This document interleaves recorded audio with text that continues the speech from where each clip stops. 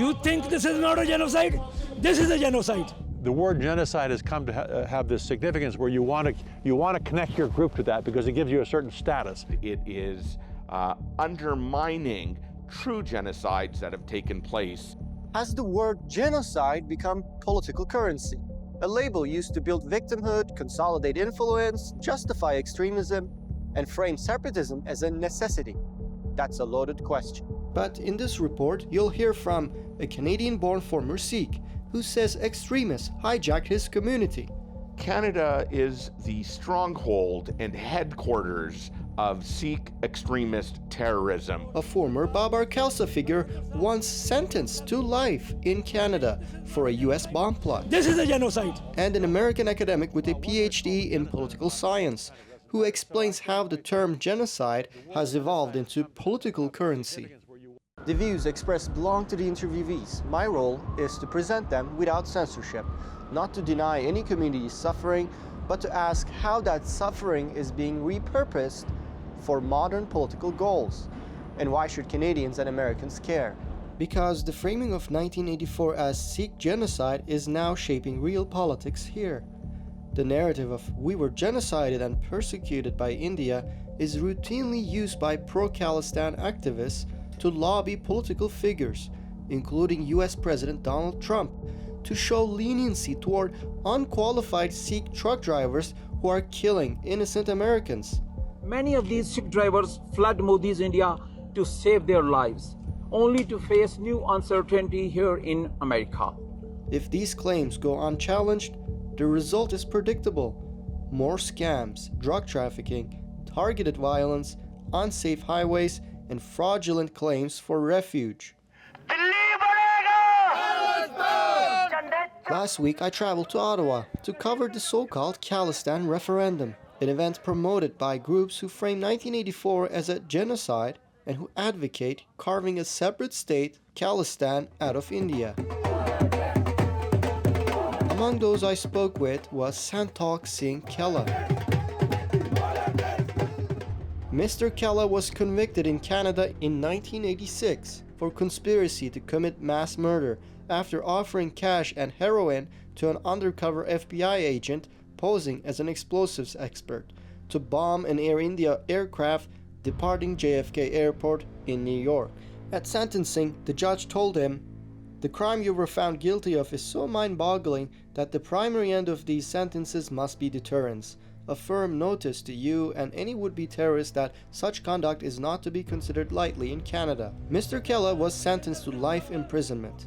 After serving about 7 years, his conviction was stayed when the Court of Appeal ruled that the trial judge erred by permitting the Crown to withhold key information about the confidential informant, such as his name and address. During the original trial, Mr. Khela admitted he was a member of Babar Khalsa, the organization founded by Talvinder Singh Parmar, a central suspect in the Air India bombings. Babar Khalsa, listed as a terrorist entity by the Canadian government. Their activities include armed attacks, assassinations, and bombings. With this background in mind, I pressed Mr. Khela to explain his perspective on the events of 1984 and how he responds to those who reject the genocide label. Some people think it is not a genocide. What do you say to them? Some people knows government pass regulations everywhere in the world.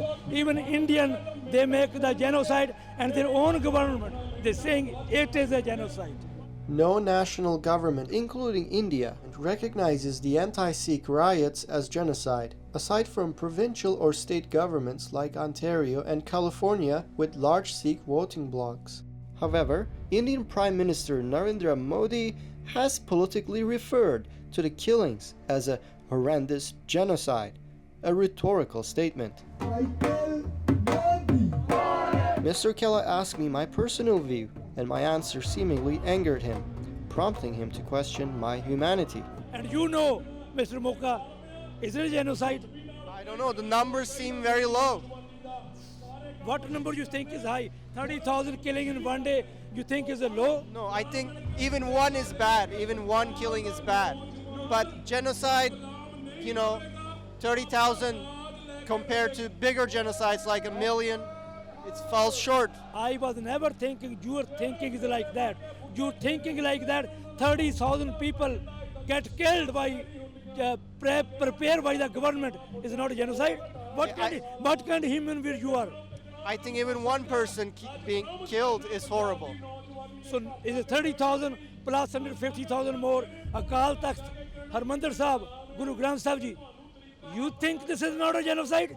This is a genocide. And what were you up to in 1986? What was? What were you up to in 1985? 1985, you know what it is. What you try to know. You know, 30,000 plus 100,000 people killed and 100,000 killed by Indian government. You knows better than me. And how many people Babar Khalsa killed? None, not even single one. Not even one? We not kill anybody. Yes, maybe somebody did something wrong, he get his punishment. Nobody, Babar, no kill nobody. I saw your speeches. You were saying Babar Khalsa avenged the Sikh faith. It avenged. Absolutely not, Babar Khalsa. Each Sikh will revenge who try to kill innocent Sikh, who try to destroy our temples, Gurdwaras, Guru Granth Sahib, our sisters, our kids, whoever put a finger on them, we will be behind them. Babar Khalsa has been linked to the killing of hundreds of people, primarily civilians, as well as high-ranking political figures. Yet, in Mr. Khela's framing, there is almost no distinction between Sikhs as a whole and Babar Khalsa itself. We are fair and equal, human rights. We have no enemy with the Hindus, friends, but we are enemy with their organizations, the government, who make a genocide. We are against those people, and we will remain until 1/6 on this planet. He will be continuous struggle. As you have heard, Mr. Khela justifies past and present struggle on the basis that there was a genocide committed against them. Here's a brief timeline for context. In late 1983, armed followers of Bhindranwale fortified the Golden Temple, turning it into a heavily armed stronghold. 18 months later, in June 1984, the Indian government launched Operation Blue Star. Bhindranwale was killed, most of his militants died, and hundreds of civilians were reported dead. About 2 months after the operation, the World Sikh Organization was founded in New York in 1984, and 3 months later, Prime Minister Indira Gandhi was assassinated by her Sikh bodyguards. That very same night, anti-Sikh riots began and thousands were massacred. 6 months later, 2 bombs linked to Canadian Sikh extremists exploded, one aboard Air India Flight 182, killing 329 people, and another at Narita Airport, killing 2 baggage handlers. And about a year later, Mr. Khela's conspiracy to bomb a plane departing JFK, New York, was foiled by the FBI, though he maintains he is a victim of entrapment. As I attempted to question Mr. Khela on what triggered the anti-Sikh riots, Ottawa police, who are familiar with Mr. Khela, interrupted the interview to say hi and shake hands. Like, what triggered that event? You know who started, why they started. They want to control the Punjab, and they're killing the Sikhs, and it will be not happening more. It will be stopped. But I thought it happened right after the killing of Indira Gandhi. No, it is start before. Who take the Golden Temple? Who take the Akal Takht? Who kills thousands of innocent people with the tank, with top, with machinery, high preparations, with the planes? 18 days kids, 18-day babies cannot be terrorists. 18 days baby, they burn on the stove. 18 days baby, they kill by the shoot. Very good. Very good. You're being interviewed. I'm sorry. No problem. Hello, sir. How are you? The best police we have here. Protection. Proud of the police. Our police, the best police. Who always our community. I think what we heard from Mr. Khela gives an adequate understanding of his way of thinking.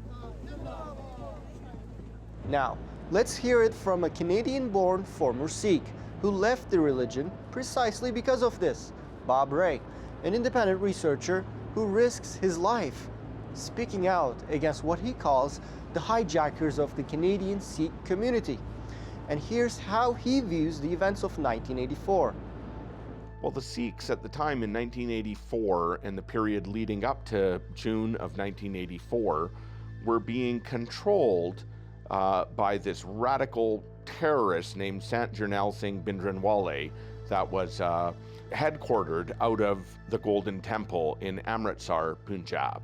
And Sant Jarnail Singh Bhindranwale had amassed a large amount of weapons, including guns and pistols and bombs and rocket launchers, and he had fortified himself as well his other members of his terrorist organization within the Golden Temple. And they would come out, assassinate people, rob people, extort people, both Hindus and Sikhs and others within Punjab, and then run back inside of the Golden Temple and take shelter because they were on the belief that the Indian National Party, the Congress, would not be able to eradicate them as long as they were within this holy shrine in Amritsar, Punjab.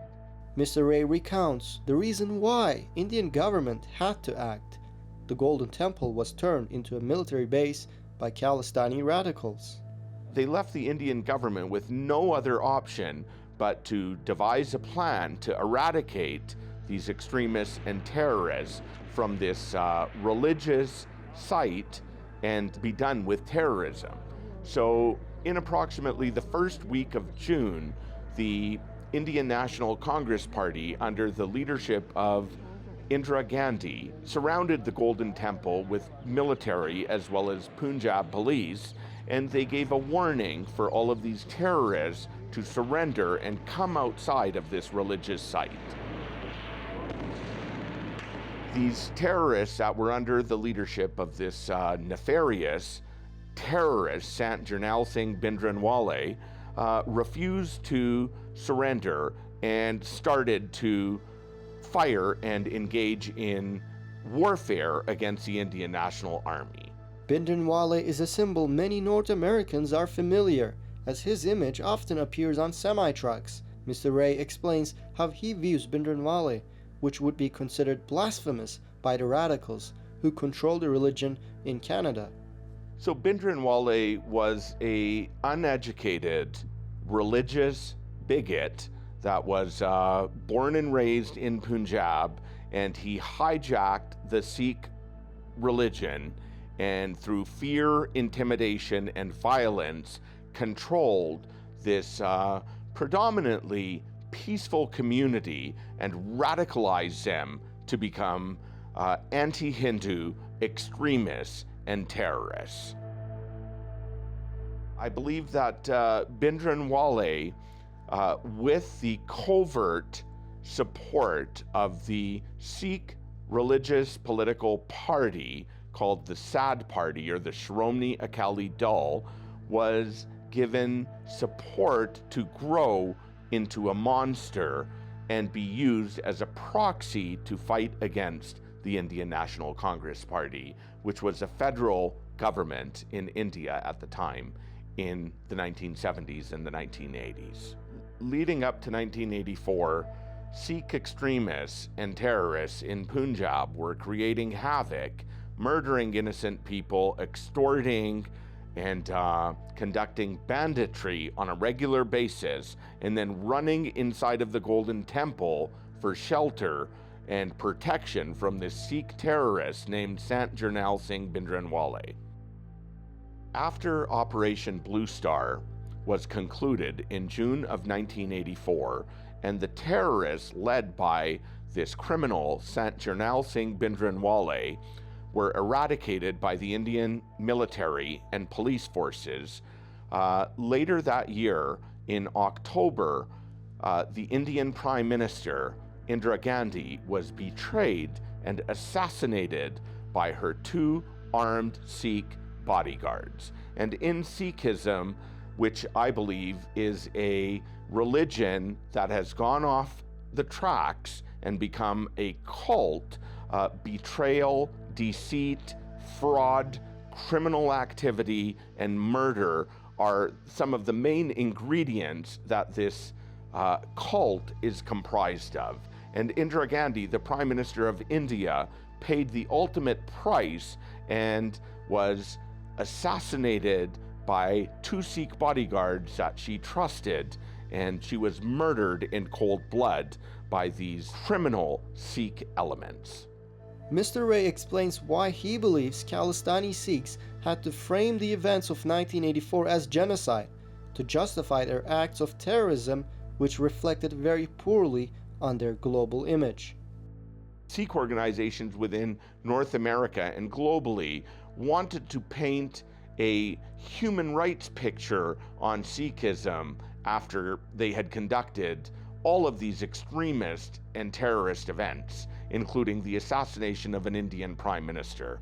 So in 1985, Sikhs, predominantly within Canada, orchestrated the largest aviation-related terrorist attack from Canadian soil against Canadians, and they smuggled a suitcase bomb onto an Air India jetliner that exploded, and 329 passengers died on this flight. Another jetliner where the bomb prematurely exploded at Japan's Narita airport in the same event in June of 1985.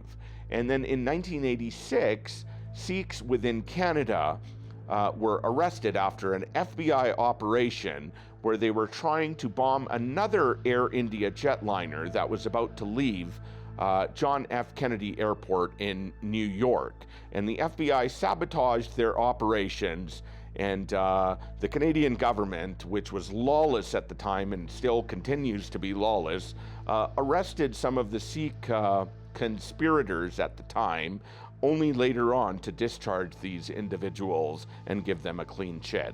So I believe that repeated Sikh terrorism and extremism that started from within the Golden Temple in 1984 continues until this day to rampage all over good people and good citizens, especially the citizens of Canada. We have heard from Mr. Khela and from Mr. Ray. Now let's hear from an American political scientist, Dr. Bullen.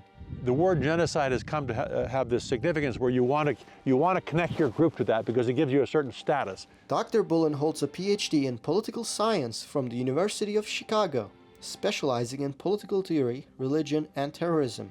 Dr. Bullen offers a scholarly perspective on how the events of 1984 are framed today, and why the word genocide has become so politically charged.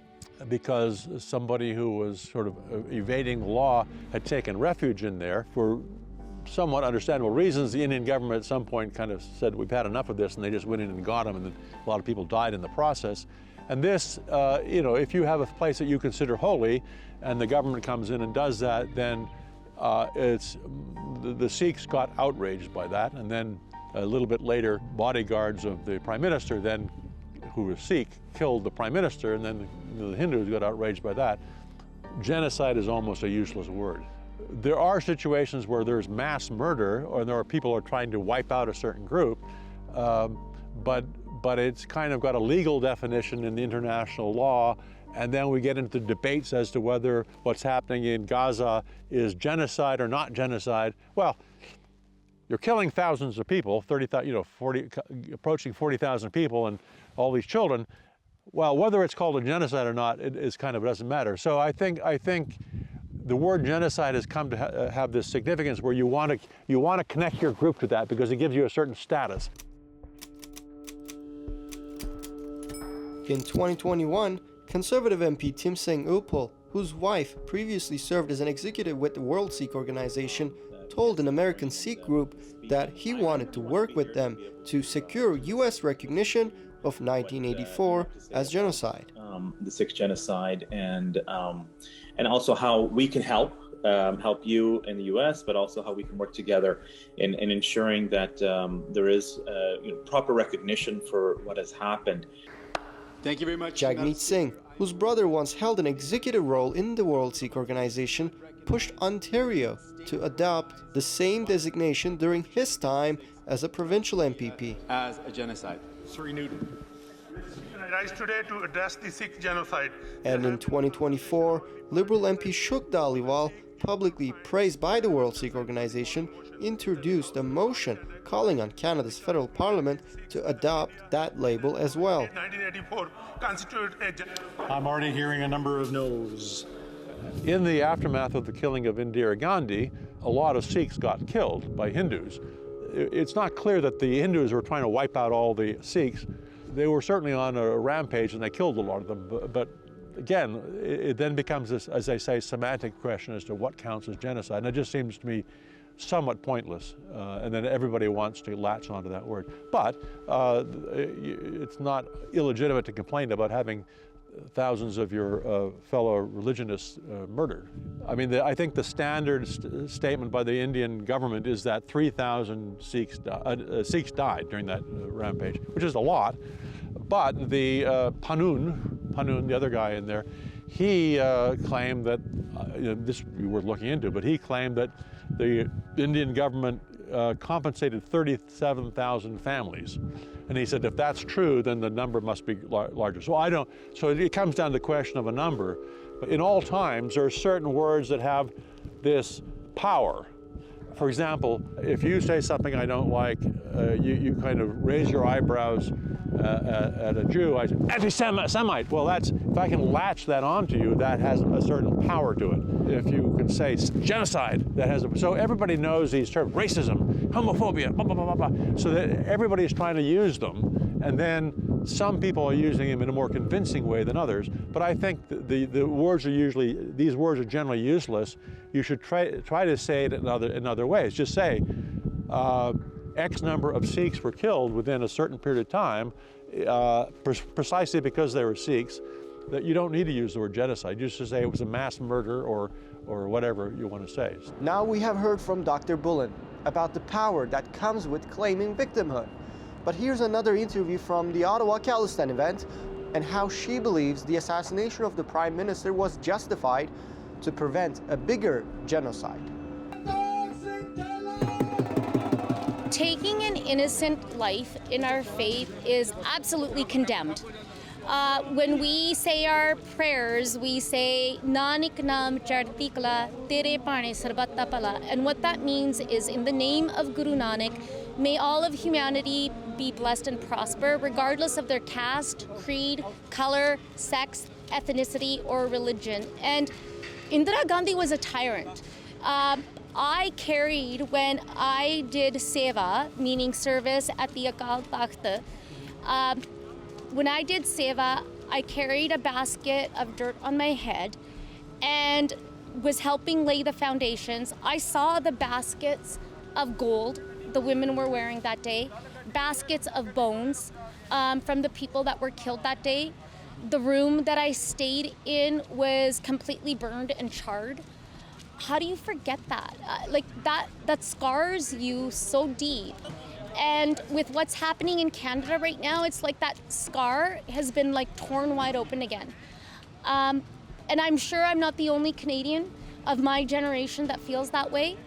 The people that eliminated and got rid of Indira Gandhi, honestly, they had no choice.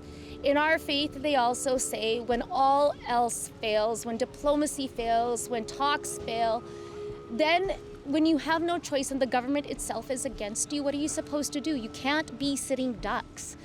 Those bodyguards prevented another genocide that was going to happen on November 8th. That was Guru Nanak's birthday. The first genocide happened on one of our Guru's birthdays, and the second genocide was planned for November 8th, and the name was going to be Operation Shanti. Sikhs would have been entirely eliminated in Punjab. So they had to choose and decide to do something that ultimately saved the lives of thousands and thousands of people.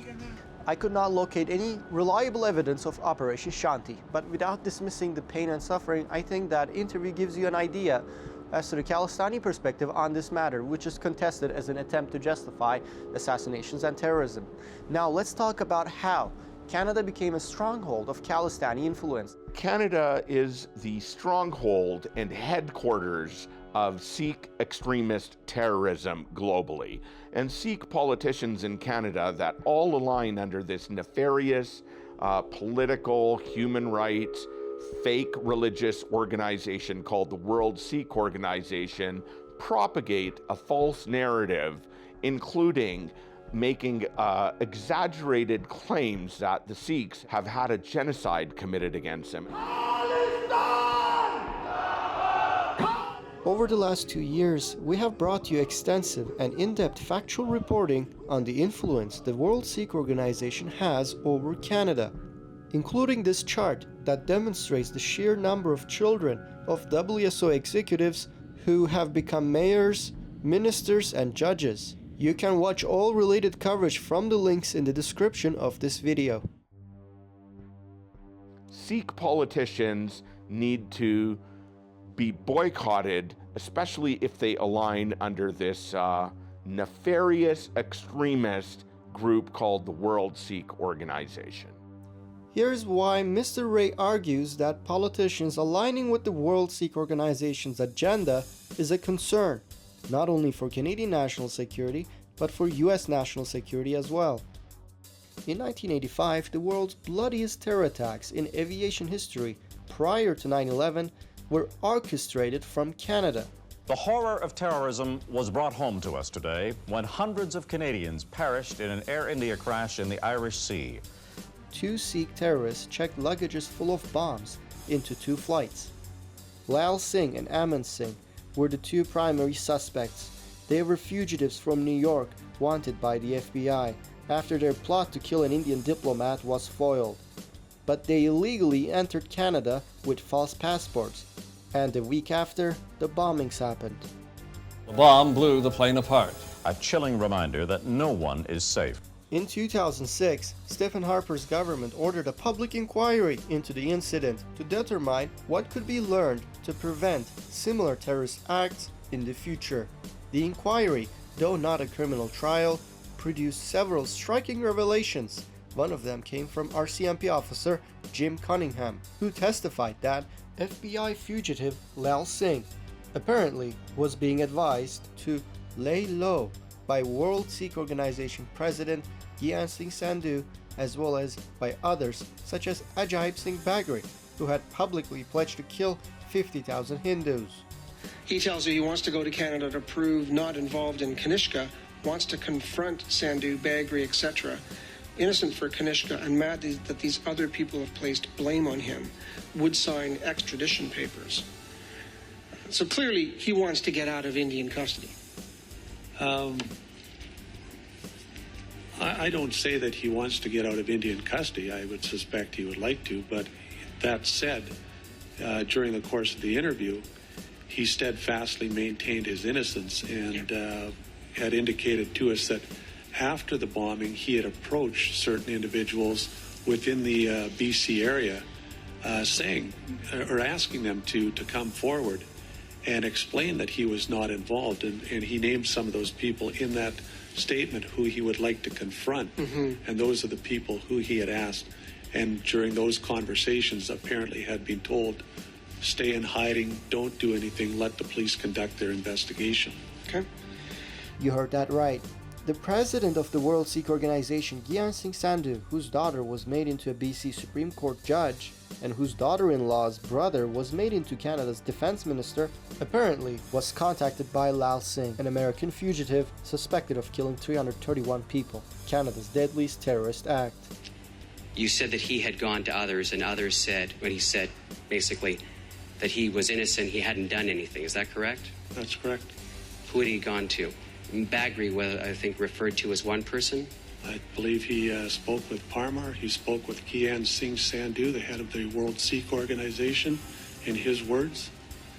There were other people that he felt would have known who was involved in Air India, and he was relying upon them to step forward and inform that we were not. So he was going to people that he believed had actually were involved in the conspiracy and the crime, and he said, tell them, right, being the authorities, tell them I have nothing to do with this. Or also people who he believed may have known the facts and who was involved. It's hard to imagine that these other individuals would come forward to say Lal Singh is innocent, and I know that because I did it. Go hide. Go in hiding. Stay away. Why would they do that if he's innocent? It's anything, if you're looking to cast doubt on your own involvement and possibly put somebody out there as another person of interest, why wouldn't you? Why wouldn't you have the police believe that there was somebody else involved? The other thing on that was that if you were in fact involved and stepped forward to say that so-and-so was not involved, the inference is that you yourself know who was. During that inquiry, Mr. Sandhu's daughter, now a BC Supreme Court judge, was representing her father's organization. It is unknown whether this familial connection was disclosed to the presiding judge, even though lawyers, as officers of the court, are generally required to disclose potential conflicts of interest. Mr. Sandhu later filed an affidavit framing Inspector Cunningham's testimony implicating him as hearsay and rejecting the allegation that he advised terror suspect and FBI fugitive Lal Singh. However, Mr. Sandhu's affidavit was not accepted as formal evidence and he was not permitted to testify before the Air India inquiry.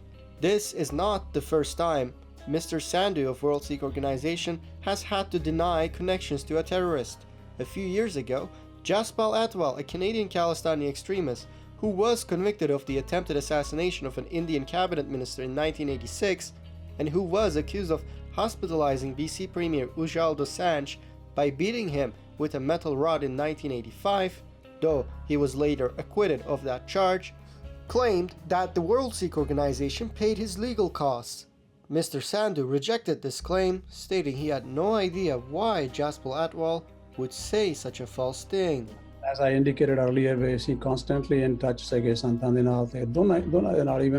the Longo. Mr. Sandhu was seen in an interview speaking about the events of 1984, describing how he was able to establish telephone contact with the militants inside the Golden Temple during the Indian Army's operation to inquire about Sant Janal Bhindranwale's health.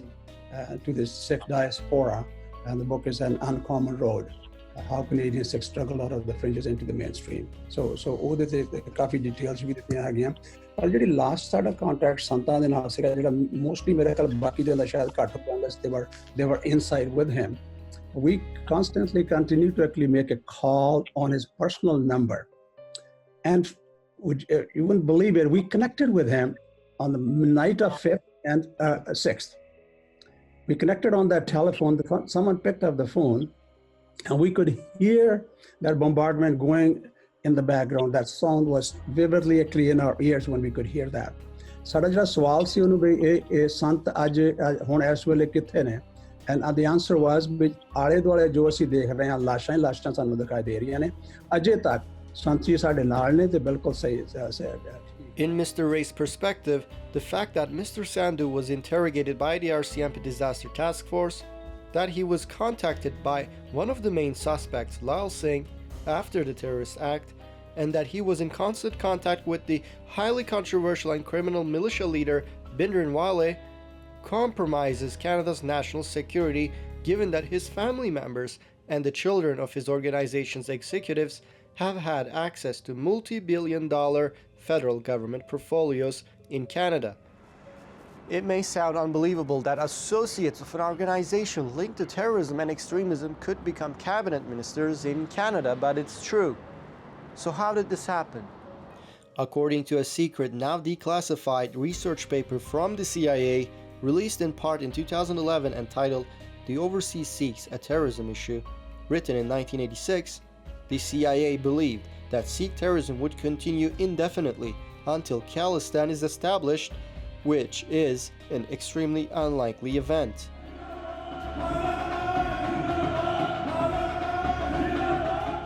In the research report, the CIA outlines the early signs of Sikh extremists' attempts to gain control of Sikh communities by hijacking Sikh places of worship in Canada and the UK. It highlights the invaluable value of gaining control over Sikh places of worship and the monies donated to run the temples in order to fund their separatist cause. The document also refers to the World Sikh Organization, which was headquartered in Washington, D.C. at the time, before moving to Canada, as intended to serve as an umbrella organization for Sikh groups worldwide. The document also makes mention of WSO executive Dr. Jagjit Singh Chauhan, noting that he publicly stated that the surviving dependents of any Sikh who died in an attempt to assassinate Indira Gandhi should be supported financially. And the family members of Indira Gandhi's assassins indeed seem to have been taken care of. Reportedly, Baljit Singh, the nephew of Satwan Singh, has become an international drug kingpin. Earlier this year, the assassin's nephew was sentenced to 22 years in jail after being found guilty in the death of a young man due to a drug overdose. Baltej was found to be in possession of more than 1,500 pounds of synthetic methamphetamine. According to Canadian media, the meth was trafficked to New Zealand from Canada, but the RCMP did not charge the Singh suspected of involvement. Here are some passages from various executive intelligence reports from 1985 capturing the World Sikh Organization's proximity to acts of terrorism. The WSO does not conceal its aims or activities. Upon the news of the success in their murder of Indira Gandhi last October, the WSO held wildly provocative press conferences and champagne parties, praising and taking credit for the murder. "We did it," Dr. Jagjit Singh Chauhan, the London-based, self-described president of the Khalistan government in exile and WSO executive, proclaimed, "Rajiv is next."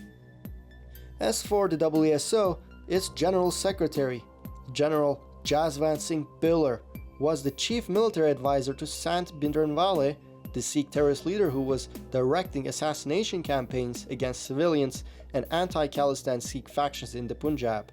With Bullen's help, Bhindranwale turned the Golden Temple into a fortified command post for terror, finally precipitating the invasion of the temple by the Indian Army.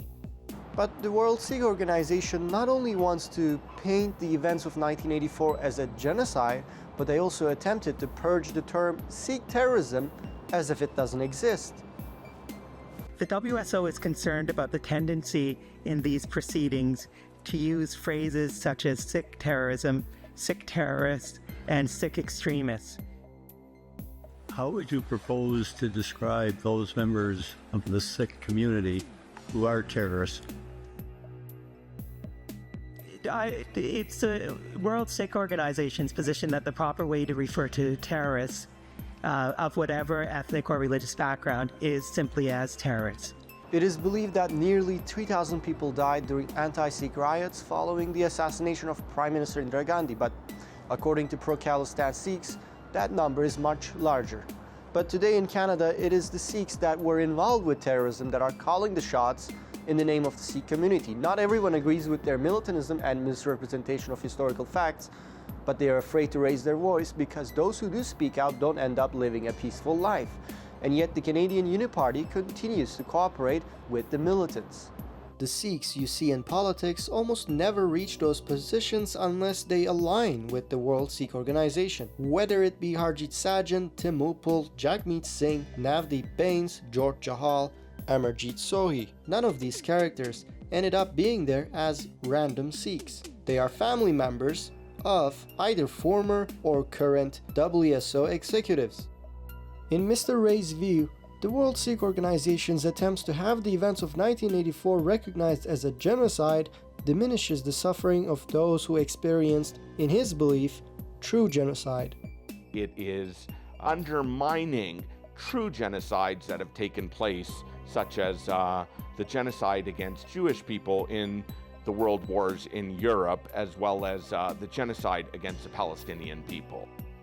It may be too late for Canada to eradicate the militant hijackers of the Sikh communities within its borders, but it remains to be seen whether the United States government will make good on its promise to crack down on terrorism and take steps to extradite the individuals involved in the 1985 Air India bombings, given that the World Sikh Organization's founding convention took place on US soil in New York in 1984.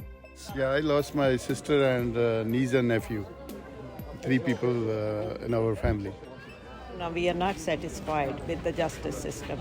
Like, it's very hopeless, very, very hopeless.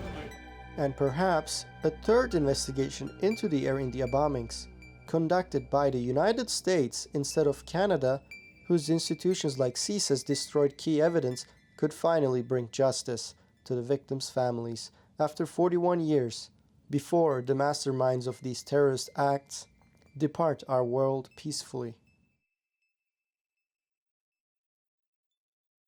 If you enjoyed this report, please consider making a donation at mediabizargan.com/donate so I can produce more work like this. Your support is greatly appreciated and is necessary for me to break down complex issues into consumable pieces for the general public so that people are no longer fooled by human rights mafias with a history of terrorism. Please donate what you can. Thank you.